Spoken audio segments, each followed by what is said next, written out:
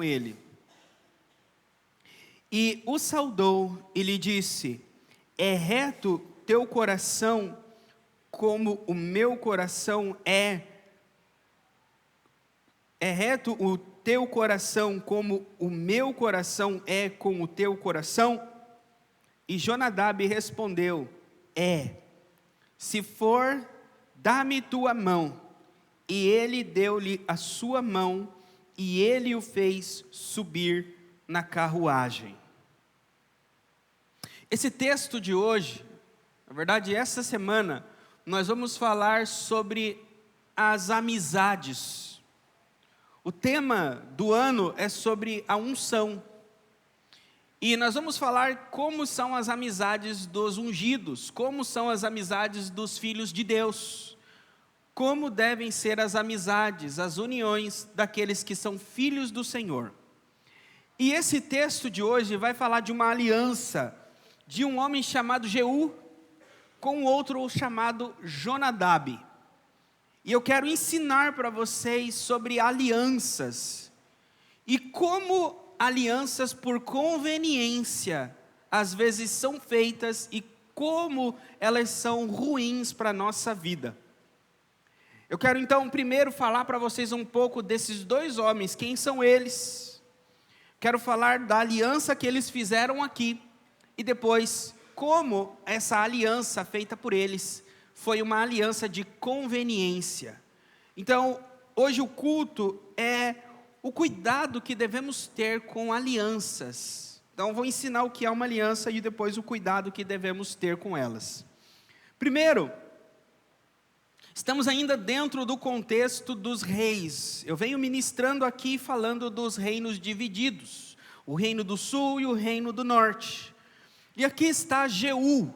Jeú, ele foi um capitão do exército do rei, filho de Acabe. Esse rei, filho de Acabe, se não me falha a memória, é Jeorão, o nome dele. E esse rei, ele reinava todo o reino do norte. Deus enviou através do profeta Eliseu. Eliseu reúne os profetas e envia um profeta até Jeú e diz: o Senhor te unge rei sobre Israel. E quando o profeta chega e unge Jeú a rei, diz a ele: olha, o Senhor te unge rei e vai te usar para cumprir a palavra dele e acabar com toda a linhagem de Acabe. Acabe, para quem não lembra, é o rei casado com Jezabel, que trouxe para o reino do norte o culto a Baal. Aqueles 400 profetas de Baal, 400 profetas de Astarote, que perseguiu Elias, na época do profeta Elias, e matou um homem chamado, um homem de Nebate, eu não esqueci o nome dele, por causa de um campo, do lado ali do palácio. Portanto, era um casal extremamente pecaminoso, inimigo de Deus. Vocês lembram que eu falei no domingo passado? Ninguém dá o nome da filha de Jezabel, assim como ninguém põe o nome do filho de Judas. Portanto, quando unge esse homem Jeú, a Bíblia diz que ele sai para cumprir a palavra e ele sai furioso, impetuoso. É um homem sanguinário. Ele vai matando, por onde ele passa, ele deixa um rastro de sangue. Então, ele primeiro mata o rei, filho de Acabe, se eu não me engano, é Acasias. Acasias está junto com Jeorão. Deixa eu ver aqui se é isso mesmo, irmãos. Jorão é o nome. Jeorão é de Judá, filho de Josafá. Confunde, eu estava preparando aqui e eu vi os dois nomes, mas por isso. Mas eu vou entrar nessa linhagem, essa história para dizer para vocês. Então, ele foi, matou Jorão, filho de Acabe com Jezabel, e junto lá estava Acasias, filho de Jeorão, neto de Josafá. Acasias era o rei do norte, do sul. Então estava um descendente de Davi, rei do sul, juntamente com Jorão, filho de Acabe, rei do norte. Se vocês lembram que eu preguei no domingo passado que Josafá casou o filho dele, Jeorão, com Atalia, filha de Acabe. Então Acasias, que estava aqui juntamente com Jorão, eles eram tio e sobrinho. Então o rei do norte era tio do reino do sul. Vocês estão entendendo aqui? Então quando Jeú vai, ele chega lá para conspirar e matar o filho de Acabe, Jorão. E ele mata Jorão, e junto está Acasias, o filho descendente de Davi, rei do sul. E Jeú mata também esse rei. Deus não falou para ele fazer vingança e matar o reino do sul. Simplesmente ele matou porque estava junto. E ele não queria que eles depois se unissem, ou o sul viesse vingá-lo. Porque se o sul vem depois com seus exércitos, quando ele acaba de matar o rei do norte, ele teria um reino instável. Vocês estão entendendo até aqui? Então ele mata os dois reis. Ele sai de lá e agora vai até Samaria, capital do reino, porque lá na capital está Jezabel, a mãe do rei Jorão, que ele acabou de matar. Ele vai lá agora para matar ela. No meio do caminho, ele encontra alguns homens. Não, na verdade não, ele vai até lá, eu errei a sequência, ele mata Jezabel. Depois que ele sai de lá, ele está indo agora para matar os profetas de Baal. E no meio do caminho, ele encontra uns filhos de Acasias, parentes de Acasias, vindo no caminho. E ele perguntam: quem são vocês e para onde vocês estão indo? Eles falam: não, nós somos filhos de Acasias, ou seja, descendentes de Davi, lá da linhagem de Acasias. E estamos indo saudar o rei. E diz que Jeú apanha eles e mata eles também. Então essa é a característica desse homem impetuoso e sanguinário. Depois que ele mata eles, ele está indo para matar os profetas de Baal. E ele encontra esse homem, Jonadab, no caminho. Aí, quem é Jonadab? Vou explicar para vocês Jonadab. Quem é Jonadab? O texto diz que Jonadab, ele é um descendente de Recabe. Lá em 1 Crônicas, capítulo 2, quando está falando das genealogias, vai falar que Recabe, ele é um descendente de Reuel, também conhecido como Jetro, sogro de Moisés. E o povo dele é os queneus. Então, quando Moisés sai do Egito, ele foge para Midian. E lá em Midian ele conhece uma das filhas do sacerdote de Midian. E casa com ela. Essa mulher se chamava Zípora. E o sacerdote de Midian era Jetro, também conhecido na Bíblia como Reuel. Lá, Midian é a terra dos midianitas. Não é de quem trabalha na mídia. Então, os midianitas.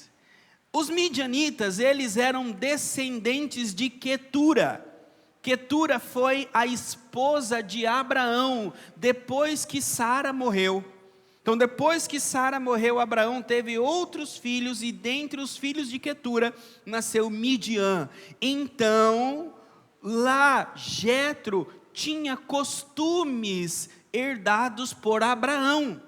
Por isso que diz lá que Jetro, ele era sacerdote em Midian, mas ele não tinha a revelação de Yahvé, de Jeová, que Moisés teve. É como o apóstolo Paulo, que eles buscavam como que tateando, não tinha a revelação completa, mas buscava a Deus. Então Jetro estava lá, e a Bíblia diz que quando Moisés sai de lá, filhos de Jetro acompanham Moisés pelo deserto. Em Números capítulo 10, vocês vão ler que Moisés conversa com um filho de Reuel, de Jetro, e fala para ele: vamos conosco para a terra que o Senhor tem nos dado, e nós vamos fazer bem a vocês, nós vamos cuidar de vocês, sejam os nossos olhos no deserto. Porque a característica dos midianitas, desse povo de Jetro, que eles são os queneus, eles eram um povo do deserto, um povo peregrino que habitava em tenda. Portanto, eles ensinaram o povo de Israel a habitar em tenda no deserto, a ler o deserto, a entender a areia, foi os descendentes de Jetro.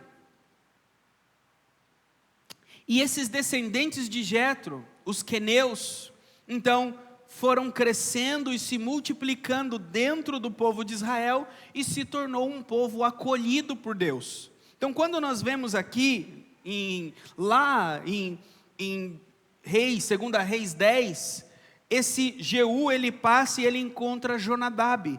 E Jonadab, ele era esse descendente queneu, descendente de Recabe, descendente de Jetro.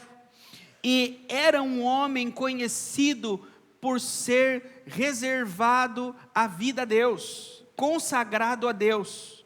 Lá em Jeremias capítulo 35, 300 anos depois do que nós estamos lendo aqui em 2 Reis 10, Jeremias ele recebe uma profecia de Deus.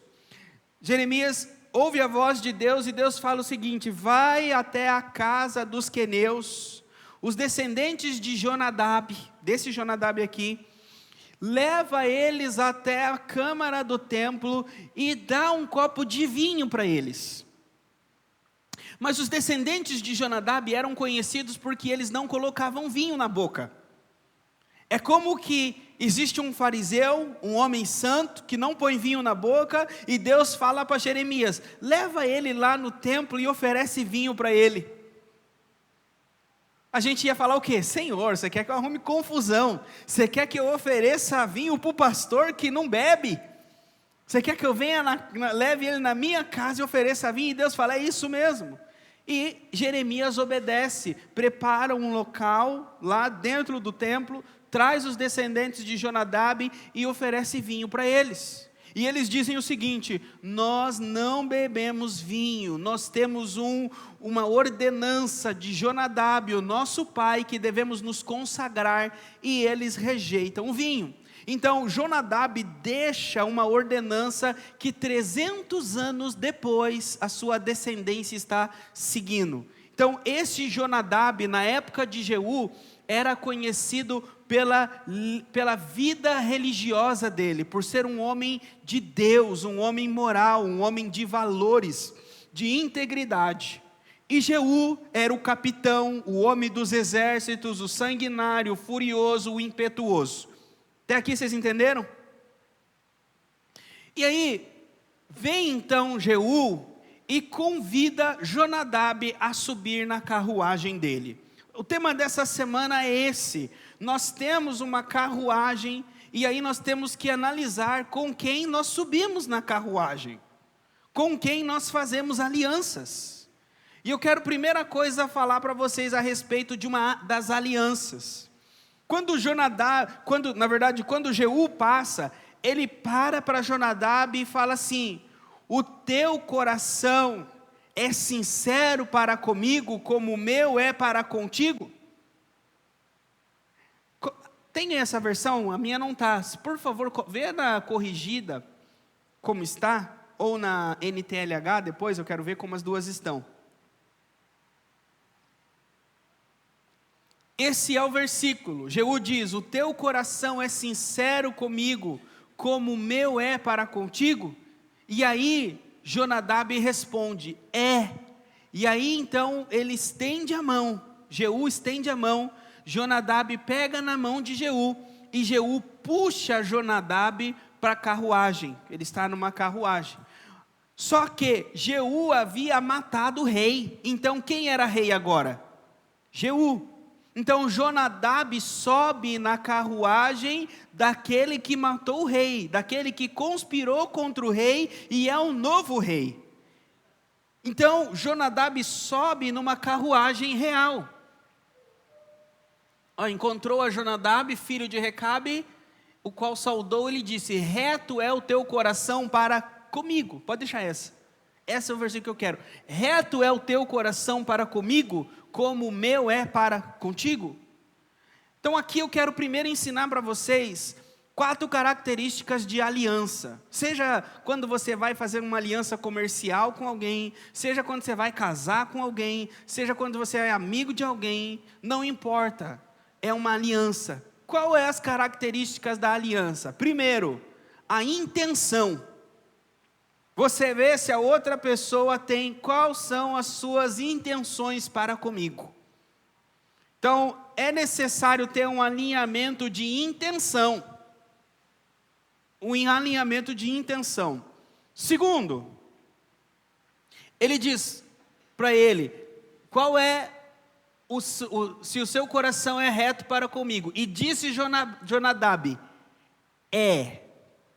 Então a segunda característica da aliança é confirmação verbal. Então é necessário ter o coração e depois é necessário verbalmente confessar. Dizer, eu te amo. Eu quero andar com você, essa pessoa, ela é importante para mim. Ou seja, é necessário ter confirmação verbal da aliança. Terceiro, é necessário um sinal físico. Ele estende a mão e toca na mão. É necessário uma atitude. É por isso que os casais, há a confirmação verbal no altar. Sim ou não? Você promete ser fiel, não tem como, ficar em silêncio. Ali é feita uma confirmação verbal. E depois do casamento é que vai para a noite de núpcias, sim ou não? E na noite de núpcias é o sinal físico da confirmação da aliança. Então não basta só dizer, eu quero entrar em aliança com você. Não basta só dizer, eu tenho as mesmas intenções com você, eu tenho boas intenções para com você. Tem que ter atitude. Tem que ter atitude.